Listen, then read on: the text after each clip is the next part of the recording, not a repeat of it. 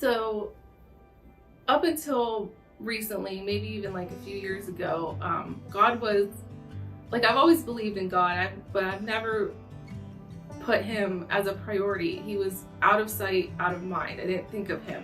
And to me, that's almost worse than being atheist in a way, because I didn't acknowledge his existence unless I was going on a plane and like, please Lord, please keep this plane afloat. But since I was saved and since I just made Jesus a priority in my life, like there's light now. Everything was dark, and it really changes how you interact with people, because like, for one, I used to hold grudges like crazy. I used to just be out for revenge when somebody hurted me, but I hurt people too. And the fact that I understand forgiveness is really something. And I don't ever want to go back to that place where God wasn't with me and I didn't have Jesus. Never.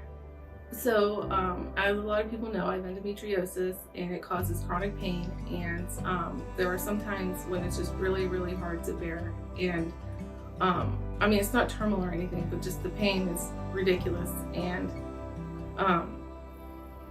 there was one night that I had taken ibuprofen and didn't touch anything. It was just, nothing was helping, and I was exhausted and I felt defeated. And I went upstairs and laid in my bed and I shouted, "Please God, I don't want to hurt anymore." And in that moment, it was as if I was wrapped in this blanket of love. It was the most loving peace I've ever felt, and it was as if like I was surrendered to him, but in a good way. It was like nothing else. It was just the most intense love I've ever felt. And I just closed my eyes and went to sleep. And I think he knew that I needed to know that he was there with me.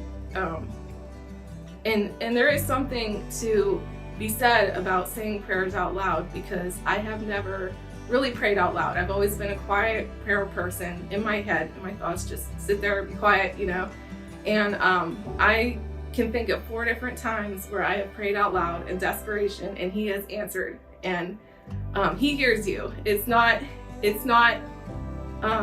even if he doesn't answer, he hears you and he's there. So I'm not special. I don't know why he gave me that experience, but I will never forget that, and that really changed everything for me. Well, to give you a backstory, I grew up Catholic, and the thing was, we just all went to church, whether we liked it or not. It was very mechanical. It's just what you did. You go to church, and then you do whatever it is after that you're gonna do. And I felt like it was a chore, and I didn't enjoy it, and I didn't feel a connection. I always did believe in God, and whenever I was young, I would pray, but the connection wasn't there. I just felt like I was alone. And anytime that I stepped in a church, because I tried to go periodically throughout my adult life, I have felt like I didn't belong there. I had extreme anxiety whenever I walked through the door. It was almost like I felt this feeling of doom, like I just didn't want to be there. And when I walked through Keystone, I still had that anxiety. However, it was so welcoming. And I remember the first service, whenever I went in, and we were listening to the songs that they start out with, and I just lost it. I just started crying, and it was just like a release of, it's okay for me to be here, and these people aren't going to judge me, and we all love each other there, and I think everybody deserves to feel that way. I think you just need to push past that initial anxiety and just go and experience Jesus' love like you should. Jesus is our pathway to God, and I can't imagine dying for somebody the way that he did to us in such a brutal way. And I would like to think that if I was ever put in that position, that I could do it for somebody, but That's a really hard thing to go through. And I don't ever want to be separated from God. The thought of being in heaven is amazing. And the way to get there is through Jesus. And I'm just so grateful for that. And I'm grateful for everything that he's done for me. I have eyes, I can see, I have ears that work, I can walk around, my arms work, I have a roof over my head. I'm just so grateful for everything that he's done. And even whenever things are bad, he's just given me so much.